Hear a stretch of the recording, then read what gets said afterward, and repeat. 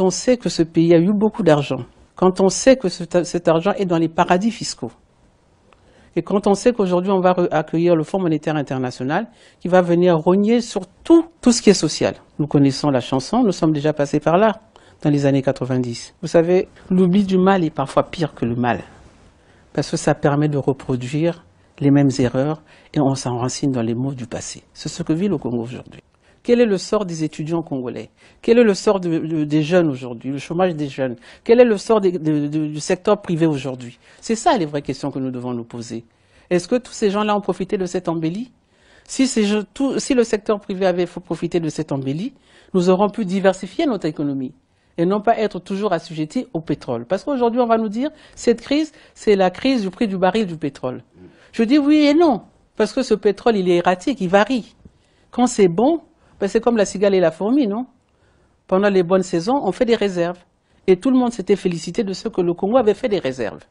On a même eu des fonds qu'on appelait fonds de souveraineté ou fonds pour les générations futures. Lors de la dernière campagne électorale présidentielle, le candidat président a rappelé à votre micro, j'ai bonne mémoire, que cet argent existait et il est dédié à l'objectif qui est le sien, c'est-à-dire prendre soin des générations futures. C'était en 2016. Nous sommes en 2017. Le Fonds monétaire à notre porte. On a le droit de se poser des questions quand même. Où va l'argent des générations futures? Ben, si les des générations futures, c'est qu'il est pour les générations futures et gardé pour cela. Il existe une réserve aujourd'hui pour ces générations futures, Monsieur le Président? Mais c'est l'objet, non, du projet. Réserve pour les générations futures, oui. Vous savez, moi, tous ceux qui ont pris l'argent de l'État, je vais vous dire par exemple, tous ceux qui ont pris l'argent de l'État, s'ils l'avaient investi au pays pour créer de la valeur ajoutée, pour créer de l'emploi, je vous jure, je regarderai ailleurs. Donc vous voulez dire que la situation qu'on vit aujourd'hui, outre la crise pétrolière, il y a le fait que certains se sont servis dans les caisses de l'État. Mais c'est de la mauvaise gouvernance de nous-mêmes. C'est la mauvaise gouvernance qui est à l'origine de tout ça. Vous savez, on ne peut pas faire des investissements sans se poser la question de qu'est-ce qu'ils vont devenir demain. Le problème, c'est qu'est-ce que nous avons fait de cet argent? Si nous l'avons utilisé à bon escient, si nous avons créé de la valeur ajoutée, de la richesse dans le pays, si nous avons diversifié l'économie, franchement, nous ne serons pas là à nous gratter la tête pour dire où est passé l'argent. Parce qu'on le verrait, l'argent, il serait là. Si éventuellement le prix du baril grimpait, on saurait peut-être mieux gérer prochainement, non? D'abord, il faudra qu'on attende longtemps pour réapprendre à gérer le pétrole parce qu'on l'a gagé de partout. Donc, c'est pas demain que nous allons encore gérer le pétrole. Vous savez, ce gouvernement autoproclamé est né des violences et des brutalités. Autoproclamé, vous avez dit? Oui, autoproclamé. Je ne suis pas sûr de comprendre. Autoproclamé parce que la personne qui est à la tête de l'État aujourd'hui n'a pas gagné l'élection. Tout le monde le sait. Bon, vous pouvez faire semblant de découvrir. D'accord. Je vous le concède. Non, c'est le procès qu'on entend de la bouche des opposants généralement qui disent écoutez, oui, bon, parce que nous, on n'a pas gagné, l'autre a triché. Non, c'est pas une question. Faut pas banaliser les choses comme ça. Après, ça devient dangereux. Non, ne banalisons pas. Oui. J'organise des élections, je suis le gouvernement. Une partie de la population dit que je n'ai pas gagné, que les résultats affichés ne sont pas bons. Mais qu'est-ce qu'on se fait? Je mets les outils sur la table, tous les documents sur la table. Et on recompte, non? C'est pas plus simple comme ça. Dans notre pays, quand nous faisons les élections, il y a ce que nous appelons le carton jaune. C'est-à-dire que dans le bureau de vote, tous les représentants des candidats et les assesseurs signent ce papier conjointement. Et le Congo, c'est 342 000 km². Moi-même, j'étais candidate à l'élection présidentielle. Je ne peux pas dire que j'avais des observateurs dans tous les bureaux des votes et je n'en avais pas les moyens. Mais s'il y a un organe, s'il y a une structure qui peut se targuer d'avoir tous les cartons jaunes, c'est le gouvernement. Pourquoi le gouvernement n'a pas mis ses outils sur la table? On appelait les journalistes comme vous êtes, vous aimez bien fouiller. Vous venez, vous vous asseyez, vous regardez et on compte. Les structures ne valent que ce que les hommes qui les dirigent valent. Ok? Le Conseil constitutionnel a ses prérogatives qui sont connues de tout le monde, mais les hommes qui dirigent ces institutions, sont-ils fiables? Ils ont été mis là par qui? Moi, je vous parle de ça parce que... Ils ont été mis là par ceux qui gèrent le pouvoir. Non, parce que la Constitution a prévu. Non. Vous savez, mais c'est là où vous faites une confusion grave. Oui, le Conseil constitutionnel, ça existe, c'est une institution.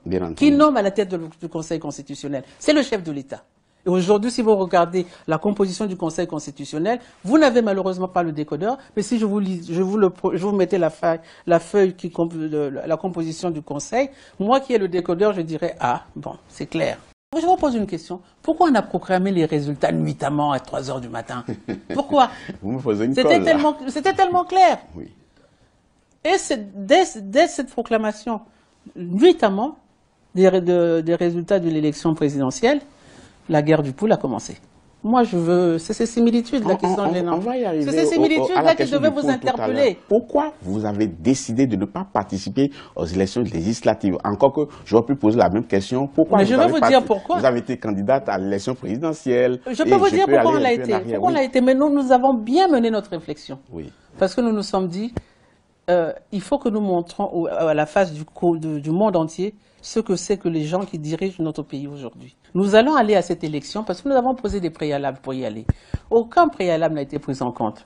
Bien sûr, on s'est dit, on s'est concerté, on dit bon, il faut y aller.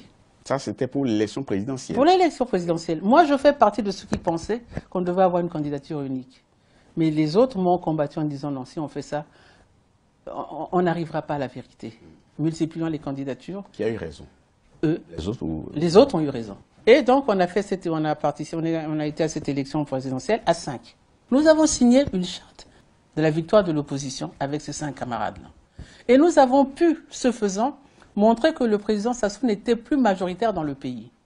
C'est pour ça, vous savez, la proclamation des résultats à 4 heures du matin, c'est pas neutre tout ça. Vous estimez que la priorité, c'est de libérer le pôle plutôt que d'aller aux élections? Avant de répondre à votre question, je voulais resituer le problème. Oui. Comment il se pose dans notre pays. Il y a eu ce hold-up électoral qui est parti de ce référendum anticonstitutionnel. Et les conséquences de cet hold-up électoral ont été la guerre du pool, les prisonniers politiques. La guerre du pool parce qu'il fallait détourner l'attention du monde sur le hold-up électoral. Et les prisonniers politiques, c'est pour sanctionner tous ceux qui ne voulaient pas dire amen à la décision d'État, entre guillemets. Les conséquences du hold-up électoral n'étant pas résolues, comment voulez-vous que nous, partis d'opposition, nous allions à cette mascarade électorale?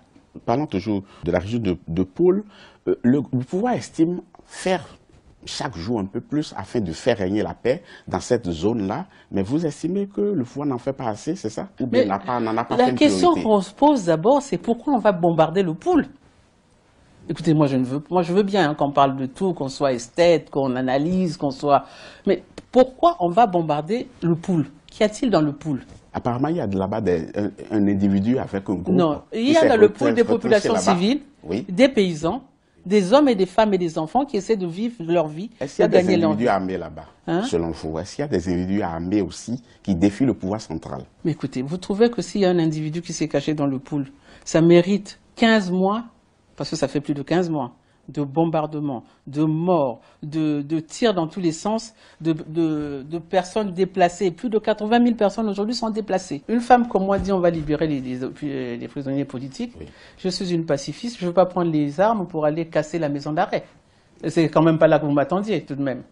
Alors c'est mal me connaître. Mais je dis que la situation du pays va faire en sorte qu'en 2017, il n'y aura plus. À la fin de 2017, il n'y aura plus de prisonniers politiques, où nous le serons tous. Et nous sommes sur la bonne voie, croyez-moi.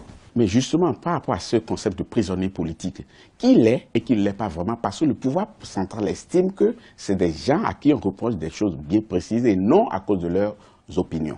Alors on leur reproche quoi? D'avoir vu dans un coin de leur tête la velléité de faire un coup d'État, c'est ça? Non, pas du tout. Ben alors on leur reproche quoi?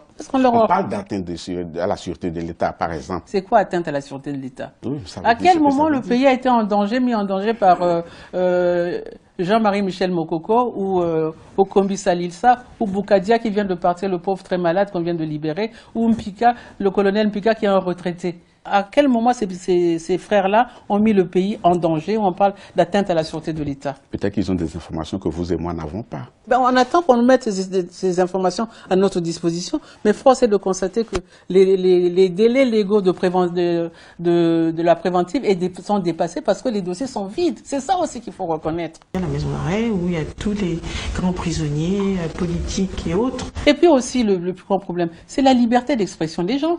Nous n'avons pas accès aux médias. Moi, je suis contente de venir ici à Africa 24 parce qu'au moins, bon, je suis confortablement installé devant un journaliste qui me pose des questions sensées et j'espère donner un éclairage nécessaire pour que les gens comprennent véritablement la situation du Congo.